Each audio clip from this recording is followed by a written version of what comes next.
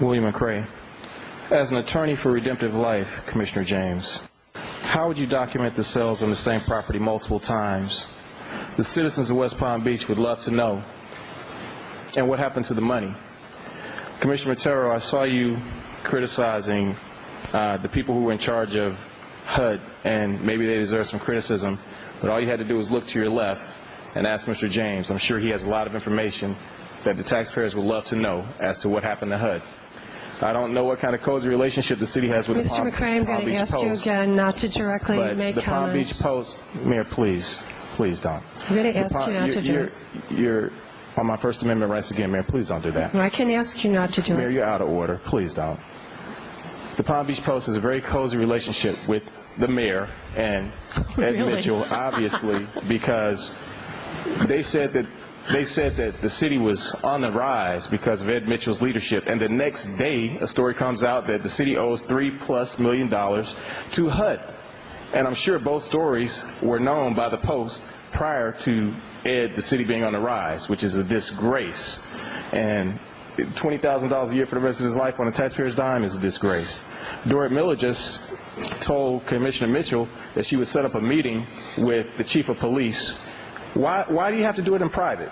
Why can't we disinfect it with the sunshine for public consumption so we'll know what's going on? I'm sure that's what Kimberly Mitchell was trying to get to, but then again, the legal department and the city administration doesn't want the public to know what's going on in the city. You want to hide it. You want to bury it. You want to muddy the waters. It's a disgrace. It's a shame, and it needs to stop. This corruption in the city stinks, and it needs to go away. Black ministers, spouses, and friends come in here, but they're black elites. They're not for the black masses. They come in here and they cheer for small interests or promise a few black people jobs, and they're not out for the benefit of the community. And it's a shame.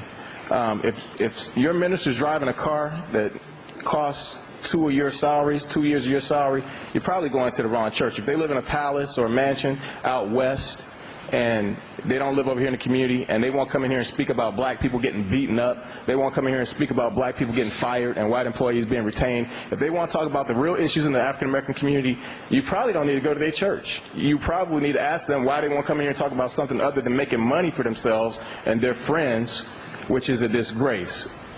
They need to come in here and talk about other issues as well. If they're going to come in here and talk about issues, they need to come in here and talk about things that are of real interest to working black Americans and other people in the city, instead of coming in here talking about a building that I don't see anybody in here black that I think can move in there, can pay for it. I know Keith James can. I can't. I'm not going to live there. I don't think any black people live there. So they need to come here and talk about something that's of substance to black people. Thank you, Mr. McCray.